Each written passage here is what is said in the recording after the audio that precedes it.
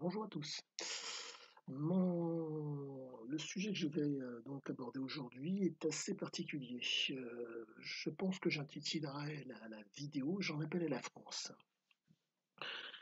Donc, toujours sur mon étude de texte sur Oro, et j'en suis arrivé à un moment donné que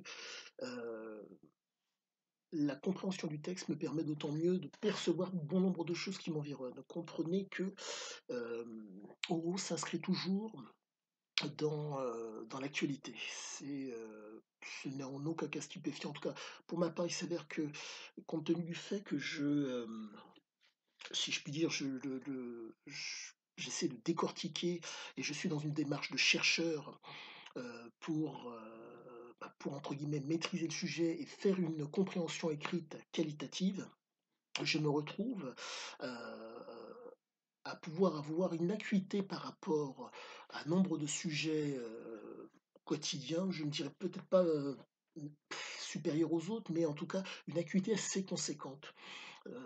J'ai vu, donc c'était hier soir un débat politique. Je ne citerai pas le nom de l'homme parce que bon, ça n'a pas d'importance, et ce que je voudrais vous dire, c'est que, hem, ce n'est pas que c'est rageant, mais comprenez que, heu, nous sommes dans en tout cas en France, notre pays est régi par nombre de comportements qui sont, si je puis dire, absolument normaux. Notre pays, entre guillemets, la géographie de notre pays fait que, le pouvoir est forcément centralisé. Je vais essayer de faire au mieux pour vous donner des éléments, qualitatifs et visuels conséquents. Cette verticalisation du pouvoir fait que, comme la géographie est différente, ça vous permet de voir tout ce qu'il y a autour de vous. En tout cas, de voir le pays dans son ensemble, d'où la nécessité d'avoir un pouvoir vertical, pouvoir prendre de la hauteur pour voir ce qu'il en est. La problématique est la suivante. Je vous donne mon sentiment et mon avis du moment. Compte tenu du fait que, nous sommes européens, le partage de la décision, peut être amoindri, ce qui explique nombre de choses qui nous arrivent actuellement. Quand vous voyez, par exemple, ce qui s'était passé aux dernières élections c'était où les municipales ou les régionales, où vous avez vu une abstention de 60.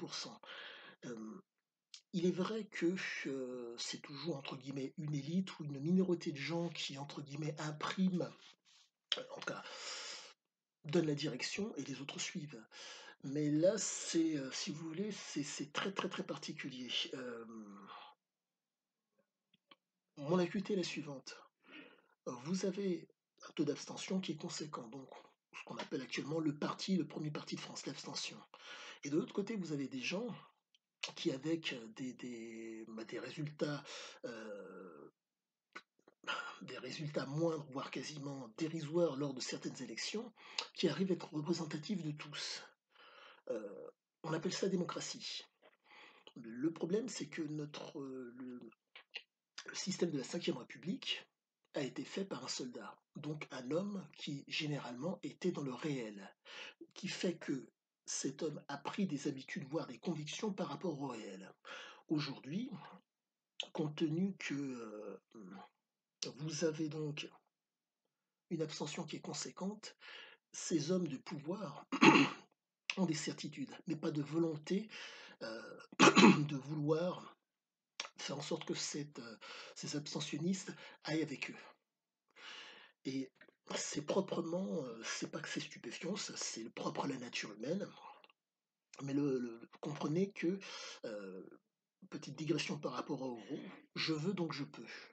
Quand on a un pouvoir et qu'on a une volonté, heu, nombre de choses sont envisageables.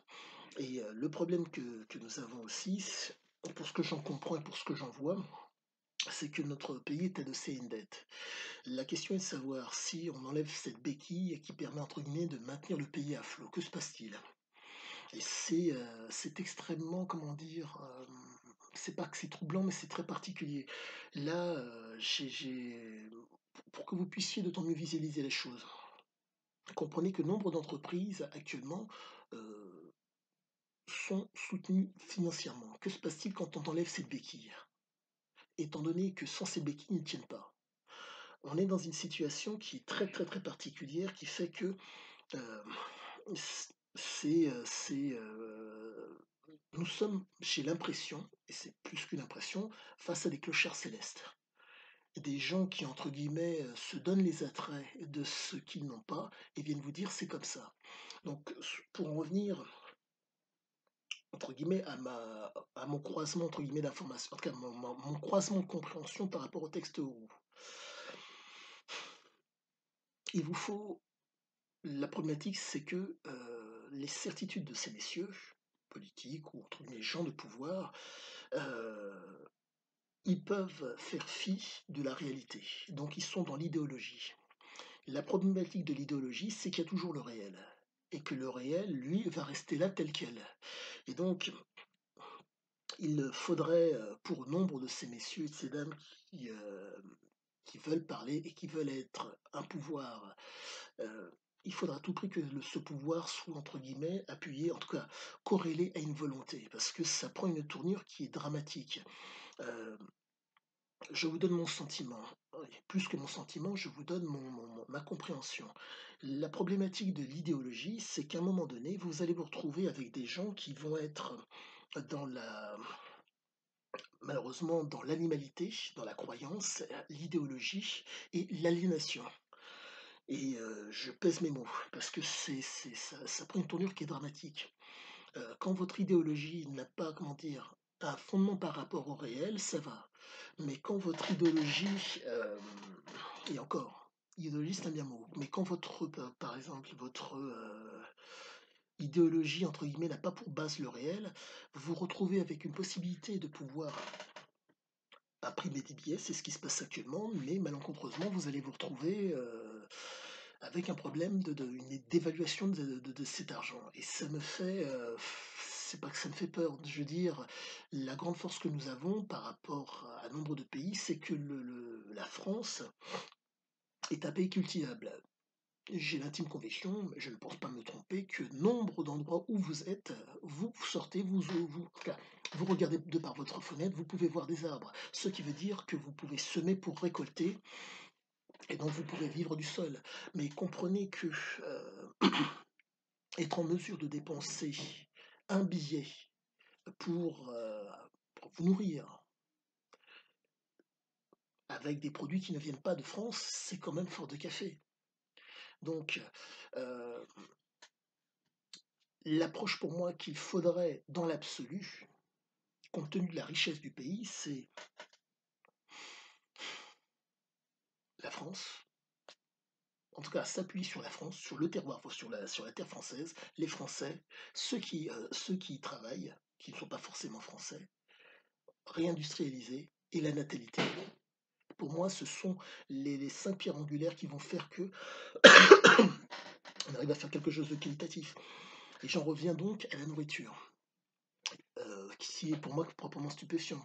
Vous, pour la même quantité de nourriture, actuellement, le nombre de gens dépense d'autant plus.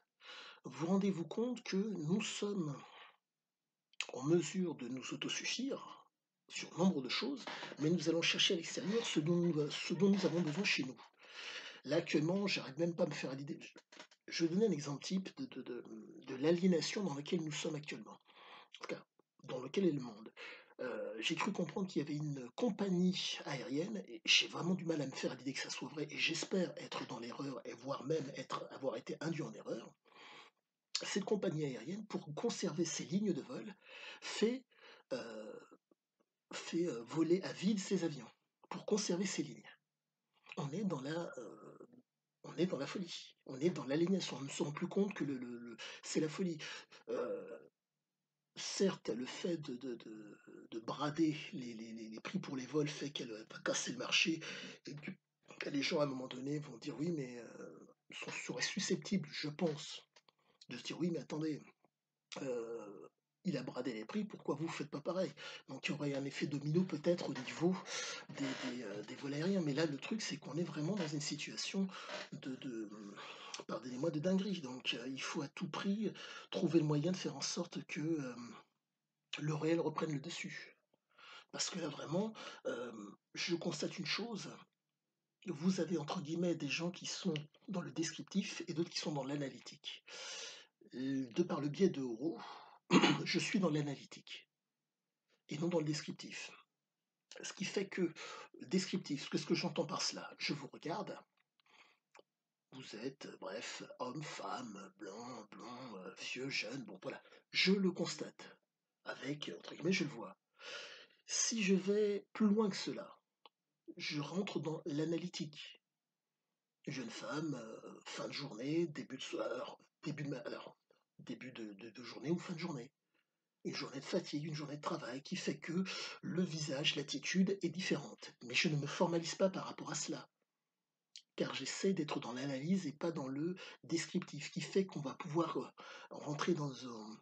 Je vais pouvoir, entre guillemets, rentrer déjà dans une discussion qualitative et que je ne vais pas être, si je puis dire, si vous venez avec une agressivité qui n'a pas lieu d'être, je ne vais pas me formaliser pour autant. Je ne vais pas vous pour autant la prendre sur moi, compte tenu du fait que je n'en suis pas j'en suis peut-être la raison de par le fait que vous êtes dans le descriptif et que l'animalité vous porte, plus que la raison. Mais quoi qu'il en soit, je ne vais pas être dans une perspective, si je puis dire, comment dire, je ne vais pas être dans une perspective d'animalité. Je vais essayer, en tout cas, je vais essayer de ne pas y être.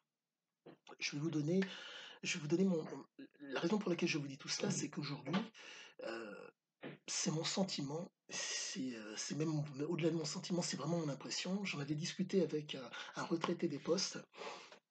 C'était passionnant. L'homme m'expliquait que pour lui, dans quelques années, compte tenu de la tournure que ça prend, il y aurait des hommes qui seraient des animaux, des gens à visage humain, mais qui seraient des animaux.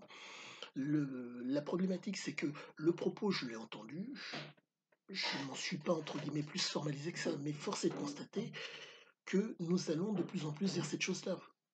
Euh, je vais vous donner un exemple type. Euh, bref, vous connaissez mon intérêt, entre autres, pour Monsieur Bernard Lugan. Euh, nous allons prendre l'exemple comment ça s'appelle, de la République démocratique du Congo. 369 ethnies, un seul, comment dire, tellement riche que c'est l'équivalent du produit intérieur brut de l'Europe, 4 fois la France, les dimensions. Ils ne s'en sortent pas, c'est la misère. La raison en est simple à mes yeux. Différentes peuplades, différentes cultures sont côte à côte. La prise de décision est quasiment impossible. Ils n'arrivent pas à prendre la décision qui va faire que. C'est comme ça que je perçois la chose. Et donc, il nous faut à tout prix, si je puis dire, cette culture commune, en tout cas, pour pouvoir faire en sorte que certains vous diront c'est la faute de l'autre. Mais le problème, c'est que si vous vous unifiez contre l'autre, la logique voudrait que vous soyez en mesure de tirer le meilleur.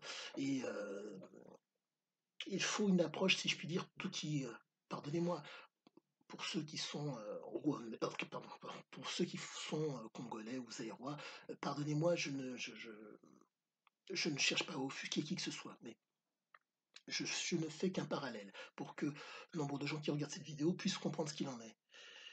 Comprenez qu'il nous faut à tout prix aujourd'hui, je ne sais pas si on peut dire retourner la table, mais on ne peut pas changer la donne sans pour autant changer de logiciel. Utiliser une mauvaise méthode en espérant que la fois suivante ça change, ça a l'air d'être peine perdue. Ça a l'air d'être une erreur. Faudrait-il que pour qu'elle puisse, si je puis dire, changer la donne, que le contexte permettre que cette erreur amène quelque chose, mais personnellement, je n'y crois pas. Quand vous devez changer, si je puis dire, de braquet, changer entre guillemets de logiciel pour faire la différence. Si ce logiciel n'est pas changé, on ne peut pas retourner on ne peut pas, dans l'absolu, on ne peut pas changer la donne. Et donc, la problématique que nous allons avoir si je puis dire, de l'animalité qui va se développer, malheureusement, de la dégénérescence et de l'aliénation qui va se développer d'autant plus. Et là, c'est vraiment, mon vœu le plus cher, c'est que je me trompe, mais la problématique, c'est que de par l'ouvrage que j'étudie au et ce que je peux percevoir de ce qui nous environne, je constate, nombre de gens, entre guillemets, se contentent de tendre la main, d'autres se contentent de ce qu'on leur donne et d'autres vont chercher ce dont ils ont besoin. Et là, je me et là, mon truc en tout cas, si vous pouvez, affirmer, en tout cas, ce que je dis, je suis le 1er à vouloir écouter pour pouvoir, entre guillemets, on va pas dire faire passer la bonne parole, mais en tout cas faire en sorte que ça aille mieux. Mais sincèrement, ça a pris une tournure qui est dramatique, compte tenu du fait que, entre le réel et l'idéologie, c'est l'idéologie qui prime. Mais quand vous voyez ce qu'il en est, c'est proprement stupéfiant. Ça veut dire que de type, je prends l'exemple de politique sans être dans le. L'objectif, c'est pas de mépriser ces hommes ou de les pointer du doigt, c'est juste de faire un constat. Vous avez des gens qui ont peut-être 30, 40 ou 50 ans de vie politique, qui n'ont jamais travaillé. Ces messieurs vous expliquent, je vais remettre au travail un pays. Comprenez-moi que quand vous avez une confrontation au réel, vous allez avoir des habitudes et à la suite de ça des convictions. Ces messieurs ont des, ces messieurs ont des certitudes de par leurs privilèges. Et je suis extrêmement heureux qu'ils en aient. Mais moi, mon problème, entre guillemets problème, c'est que il faudrait que ces privilèges aient pour assise la France. Quand vous avez des privilèges qui sont le fait de la France et de l'Europe, on est mal. La prise de décision, c'est une prise de décision. Quand il y a la France et l'Europe, ça fait deux prises de décision à faire. Parce que, et le côté qualitatif, par rapport au réel, peut être moindre. Au lieu d'agir sur le réel, on est en train d'être dans une approche, si je puis dire, assez ambivalente. Puisque avant de s'occuper du réel, faut qu'il y ait une décision qui soit prise, une réflexion soit faite, commune, et une décision. Et c'est comme si je vous demandais la permission pour X ou Y raison, tandis que je suis là dans le réel et que je vois ce qu'il en est. Et c'est dire, comment dire, la vie est magnifique en France. Il faut le dire ce qui est. La vie est magnifique. Mais il faut comprendre que euh, on est dans un pays qui est quand on est dans un pays magnifique. Je veux dire, vous avez un logement pour nombre de Français, vous avez de la nourriture. Pour bon nombre d'entre nous, nous avons un travail, un revenu. Et là aujourd'hui, euh, tout ça peut réellement voler, vraiment voler en éclats. Parce que là vraiment, il faudrait que nos élites puissent faire la navette entre le réel et leur certitude.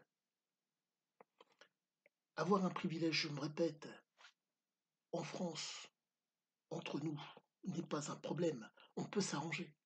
Mais avoir des privilèges tandis que le pays est ouvert à tout vent, c'est pas possible.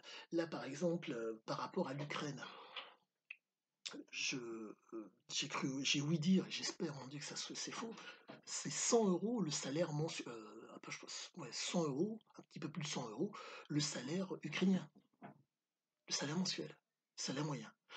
Donc, si vous voulez, ce sont des gens, on ne peut pas les faire rentrer dans l'Union européenne. Je vous donne mon sentiment, c'est pas question de. Enfin, je vous donne mon avis. Vous vous rendez compte?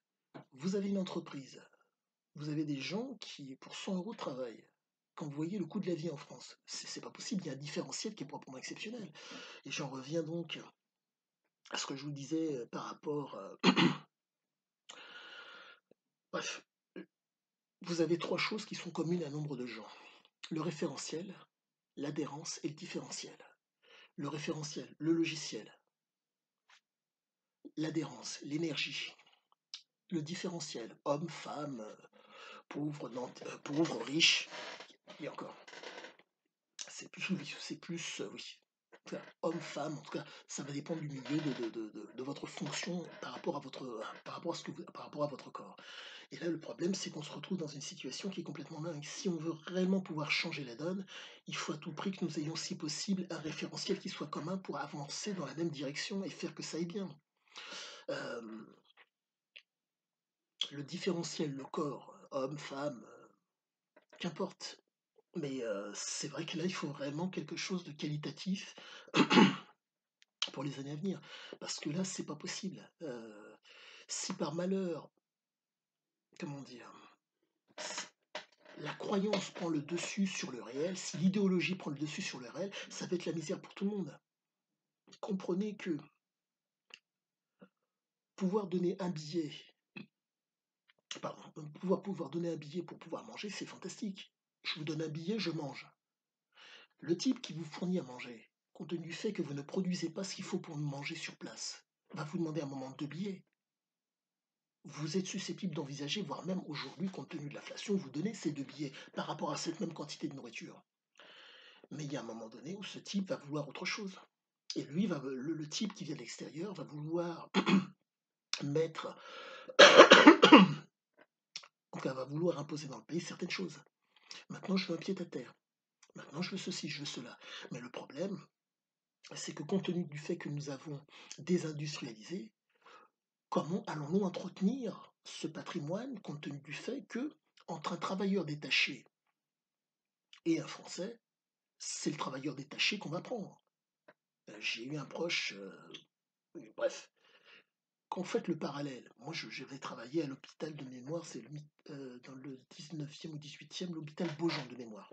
Bref, j'avais vu sur place, je vous parle de ça, il y a plus de 10 ans, il y a plus de 15 ans.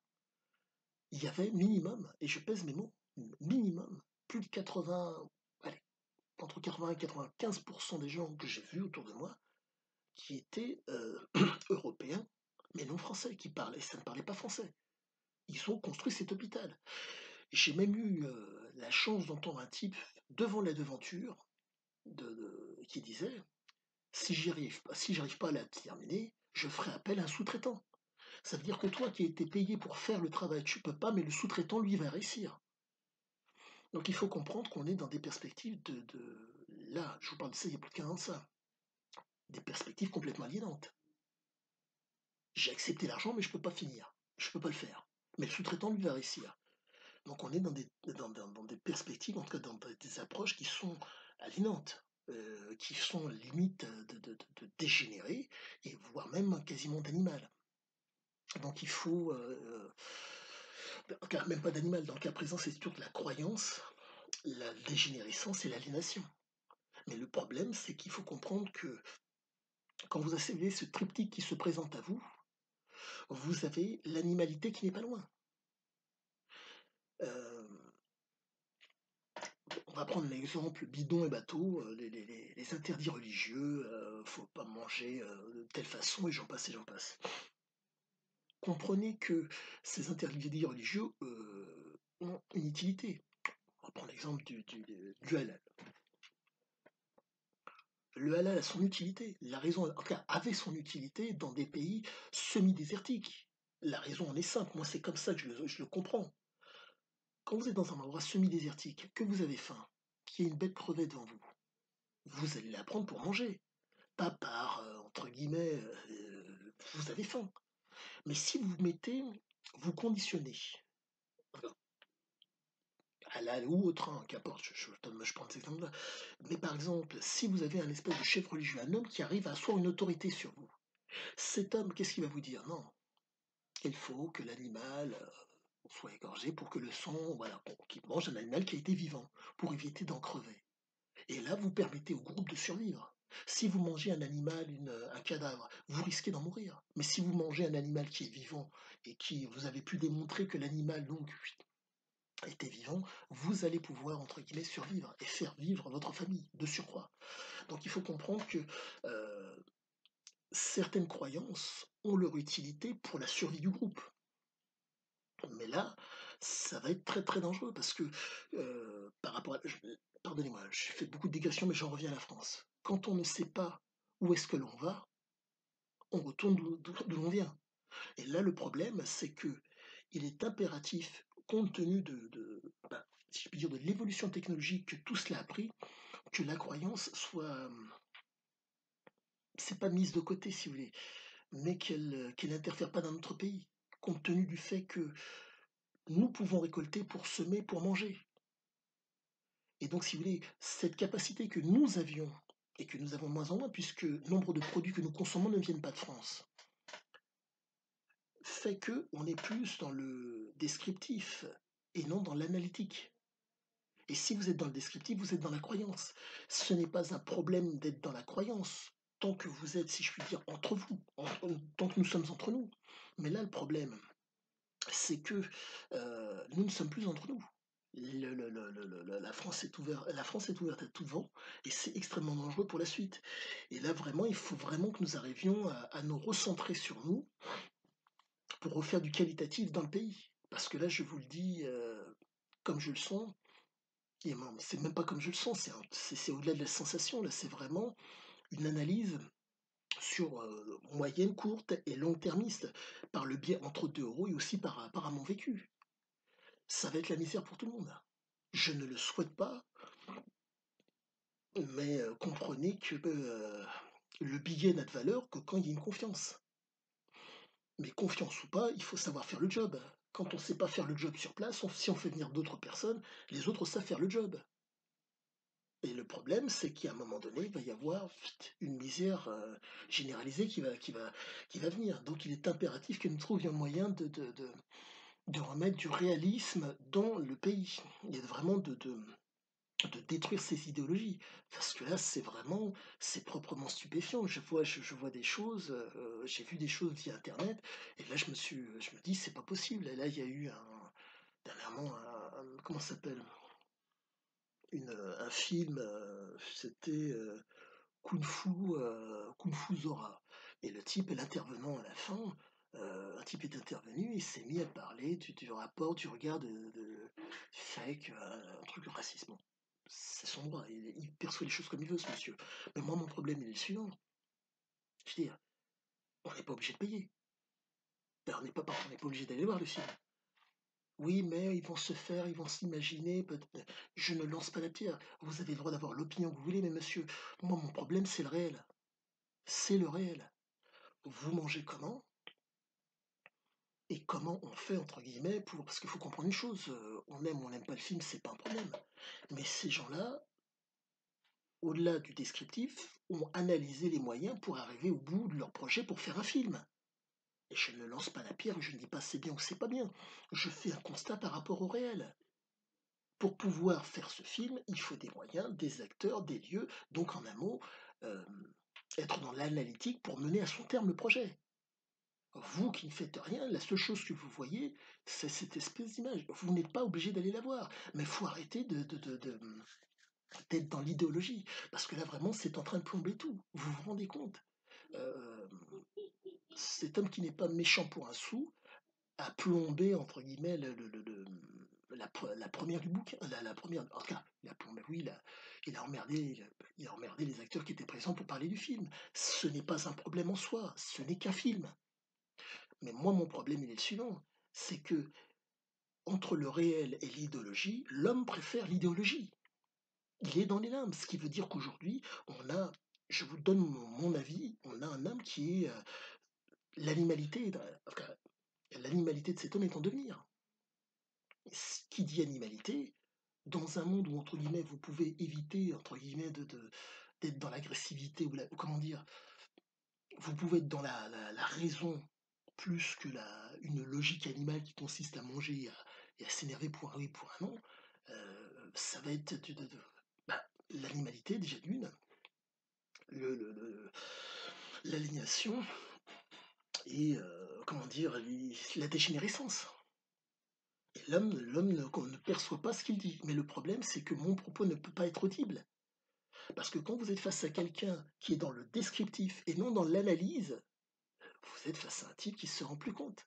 Il ne se rend plus compte du tout ce qu'il en est. Donc il est impératif que dans un pays où la terre est cultivable, où vous pouvez, entre guillemets, vivre de l'endroit dans lequel vous êtes, que vous laissiez de côté la croyance. À quoi sert la croyance, puisqu'en semant, vous pouvez récolter? Il n'y a pas besoin de croire ou d'espérer ou de lever les mains au ciel, puisqu'en semant, vous récoltez et vous mangerez, parce que vous allez semer. Il y a un moment donné, il faut revenir au réel pour que, entre guillemets, ces idéologies qui sont malheureusement légion en France viennent à disparaître. L'une d'elles parmi tant d'autres, j'en reviens à ce que je vous disais précédemment, c'est le côté le pouvoir sans la volonté. En un mot, je suis légalement élu, mais je suis représentatif, de très peu de Français et c'est très, très problématique et il faut vraiment trouver le moyen parce que si par malheur, il faut comprendre que le nombre de on dit que généralement le poisson pourrit par la tête. Si au-dessus, heu, il n'y a que le pouvoir, mais il n'y a pas la volonté, qu'est-ce qui se passe en bas? Pour ceux qui n'ont pas de pouvoir et qui ont juste une volonté, n'ayant pas de pouvoir, ils vont s'accrocher à ce qu'ils peuvent, à l'immédiateté et aujourd'hui, nombre de gens, vous voyez, qui sont sur une information chasse l'autre. Donc il faut à tout prix trouver le moyen de en tout cas, c'est toujours la même chose, il y aura toujours une minorité qui va tirer les gens vers le haut pour pouvoir faire en sorte qu'il y ait un devenir si possible qualitatif, un avenir qualitatif sur, 5, 10, 15 ans ou 20 ans. Mais il faut à tout prix, heu, revenir au réel parce que là on est dans des situations pour moi qui sont extrêmement dramatiques pour l'avenir, extrêmement dramatiques. Bon, je vous ai envoyé cette vidéo, je vous souhaite une bonne journée, je vous dis j'espère que ça vous a plu. À bientôt.